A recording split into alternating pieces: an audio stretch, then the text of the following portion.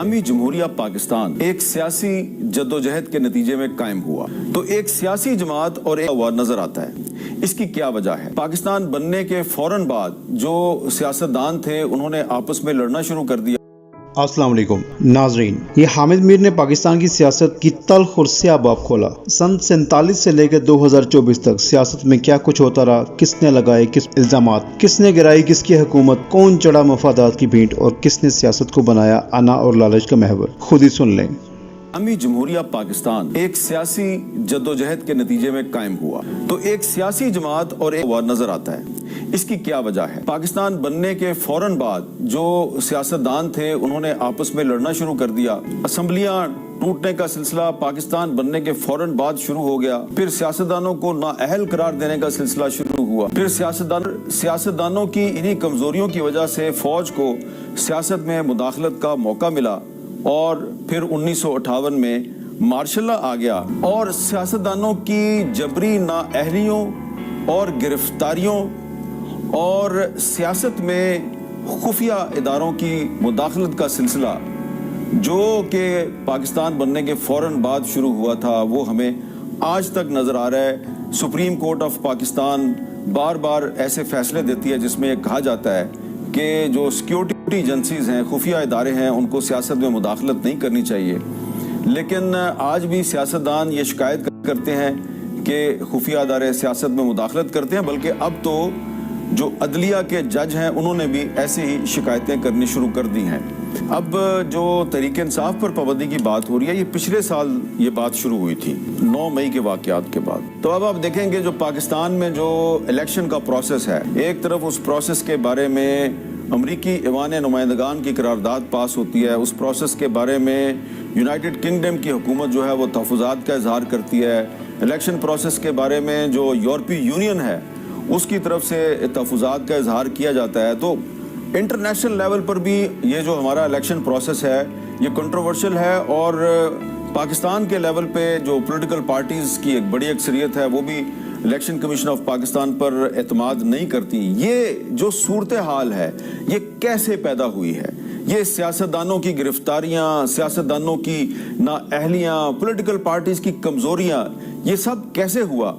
आम तौर पे सिर्फ ये कहा जाता है जी कि जो फौज की सियासत में मुदाखलत है उसकी वजह से हुआ। ये भी एक फैक्टर है और बड़ा मेजर फैक्टर है। लेकिन अगर हम तारीख पे नज़र डालें तो कहानी जो है वो 1947 में ही शुरू हो जाती है। 1977 में जनरल ज़िया-उल हक ने पाकिस्तान पर तीसरा मार्शल लॉ नाफिज किया और इस मार्शल लॉ के बाद पीपल्स पार्टी पर पाबंदी लगा दी गई। पाबंदी लगा के पीपल्स पार्टी में से बहुत सी पार्टियां निकाली गई, लेकिन पीपल्स पार्टी ख़त्म नहीं हुई। जुल्फ़िकार अली भुट्टो साहब को फांसी दे दी गई, लेकिन पीपल्स पार्टी की मकबूलियत बरकरार रही। फिर मोहतरमा बेनज़ीर भुट्टो जो पहले गिरफ्तार थी वो जलावतन हो गई और उसके बाद जब जनरल ज़िया-उल हक साहब 1988 में एक फ़ज़ाई हादसे में हलाक हो गए तो उसके बाद दोबारा पाकिस्तान में इंतखाबात हुए। उन इंतखाबात में मोहतरमा बेनज़ीर भुट्टो ने अक्सरियत हासिल की। वो पाकिस्तान की पहली मुंतखब खातून वज़ीर-ए-आज़म थी, न सिर्फ पाकिस्तान की बल्कि आलम इस्लाम की।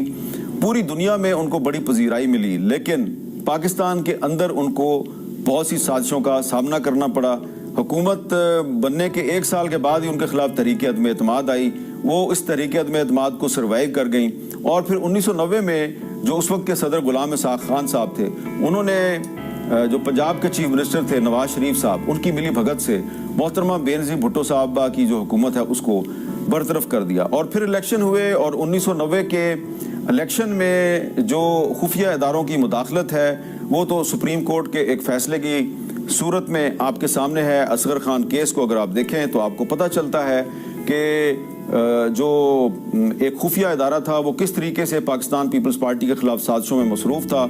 उसमें बहुत से सियासतदानों का नाम आता है। बहरहाल उस रिग्ड इलेक्शन, धांधली ज़दा इलेक्शन के नतीजे में नवाज शरीफ साहब पहली दफ़ा पाकिस्तान के वज़ीर-ए-आज़म बने, लेकिन उनकी हुकूमत भी ज़्यादा अरसा ना चल सकी और वो गुलाम इसाक खान जिन्होंने पहले साजिश के तहत बेनज़ीर भुट्टो की हुकूमत को बरतरफ किया था, उसी गुलाम इसाक खान ने बाद में नवाज शरीफ साहब को भी मुद्दत पूरी नहीं करने दी और उनकी भी हुकूमत को बरतरफ कर दिया। 1993 में मोहतरमा बेनज़ीर भुट्टो दूसरी दफ़ा वज़ीर-ए-आज़म बनी तो साजिशों का सिलसिला जारी था اب غلام اسحاق خان ایوان صدر میں نہیں تھے. محترمہ بینظیر بھٹو نے سردار فاروق احمد خان لغاری کو ایوان صدر میں بٹھا دیا تھا, اور جو کہ ان کی اپنی ہی پارٹی کے ایک سینئر رہنما تھے, پارٹی کے سابق سیکرٹری جنرل تھے. لیکن 1996 میں فاروق لغاری صاحب نے بھی محترمہ بینظیر بھٹو کی حکومت کو برطرف کر دیا. اور یہ وہ سال تھا 1996 جب عمران خان صاحب کی سربراہی میں پاکستان تحریک انصاف قائم ہوئی, اور تحریک انصاف کے بارے میں کہا گیا کہ یہ ایک تیسری قوت ہے, ایک تھرڈ آپشن ہے جو پاکستان کے عوام کو مہیا کیا گیا. بینظیر بھٹو اور نواز شریف کی لڑائی جاری رہی. دونوں کی طرف سے ایک دوسرے پر الزامات کا سلسلہ چلتا رہا. نواز شریف صاحب 1997 کے جو انتخابات ہیں اس میں بڑی اکثریت لے کے دوبارہ وزیر اعظم بن گئے. محترمہ بینظیر بھٹو صاحبہ ایک دفعہ پھر جلا وطنی اختیار کرنے پر مجبور ہو گئیں, لیکن جو سیاست میں فوج کی مداخلت کا سلسلہ ہے وہ قائم رہا. اور 12 اکتوبر 1999 کو جنرل پرویز مشرف نے ایک دفعہ پھر سیاست میں مداخلت کرتے ہوئے پاکستان میں چوتھا مارشل لا نافذ کر دیا. نواز شریف صاحب گرفتار ہو گئے. تو 2006 میں لندن میں نواز شریف اور بینظیر بھٹو صاحبہ کے درمیان ایک چارٹر آف ڈیموکریسی پہ دستخط ہوئے. دونوں رہنماؤں جو ہیں انہوں نے یہ فیصلہ کیا کہ ہم آئندہ ایک دوسرے کے خلاف سازش نہیں کریں گے. انہوں نے چارٹر آف ڈیموکریسی پہ دستخط تو کر دیے, لیکن سازشوں کا سلسلہ جاری رہا. اور پھر بدقسمتی سے 2007 میں محترمہ بینظیر بھٹو شہید ہو گئی, اور اس کے بعد پاکستان پیپلز پارٹی کی حکومت قائم ہوئی. اس پاکستان پیپلز پارٹی کی جو منتخب حکومت ہے, اس کے وزیر اعظم یوسف رضا گیلانی صاحب کے خلاف نواز شریف صاحب توہین عدالت کی درخواست لے کے سپریم کورٹ آف پاکستان میں گئے, اور اس درخواست کے ساتھ ایک اور درخواست عمران خان نے ڈالی.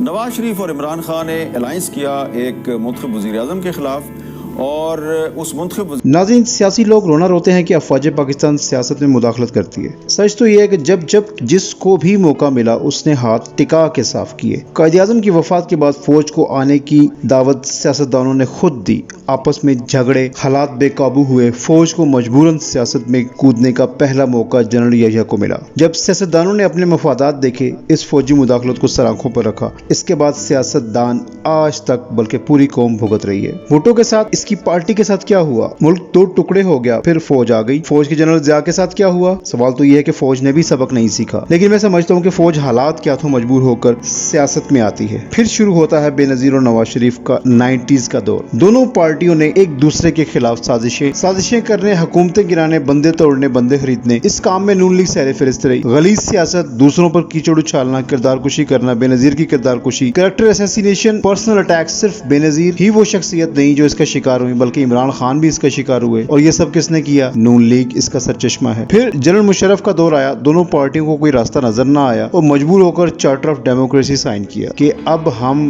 دونوں پارٹیاں مل کر عہد کرتے ہیں کہ ایک دوسرے کے خلاف سازشیں نہیں کریں گے. پھر بھی یہ سلسلہ رک نہ سکا. بے نظیر شہید ہو گئی. ایک بڑی اہم بات آپ کو بتاتا چلوں کہ جب بے نظیر شہید ہوئی تو اس کے الیکشن میں تمام پارٹیوں نے بائیک آؤٹ کیا سوائے پی پی کے, کیونکہ پیپل پارٹی کو نظر آ رہا تھا کہ واضح طور پر ہم یہ الیکشن جیت جائیں گے, کیونکہ بی بی شہید کی سمپتھی کا ووٹ ان کو پڑے گا, اور پی پی کی کمان جناب محترم زرداری صاحب سنبھال چکے تھے. خیر, اس الیکشن میں عمران خان بھی پاپولر ہو رہے تھے. نون لیگ نے عمران خان کے ساتھ مل کر الیکشن سے بائیک آؤٹ کیا. پھر وسیع تر مفاد میں مکر گئے. الیکشن لڑ کر پنجاب میں حکومت بنا لی. عمران خان کو شریفوں کے ہاتھوں بہت بڑا دھوکہ ملا. آپ یقین کریں, ان لوگوں کی کوئی کریڈیبلٹی نہیں, صرف اور صرف پیسہ اور پاور ان کا حصول اور ان کی اولین ترجیح ہوتی ہے. اس کے بعد نون لیگ پٹ گئی پاناما لیکس کے ہاتھوں. پاناما لیکس نکل آئی, اس میں ان کی پراپرٹیز نکل آئی. اب پاناما لیکس کوئی پاکستان کا کوئی ادارہ تو ہے نہیں کہ پاناما لیکس میں جب ان کی پراپرٹیز اور کرپشن کے انکشافات ہوئے تو شور مچ گیا میڈیا کے اندر, اور اس بارے میں یہ کوئی کمپریہنسو جوابات,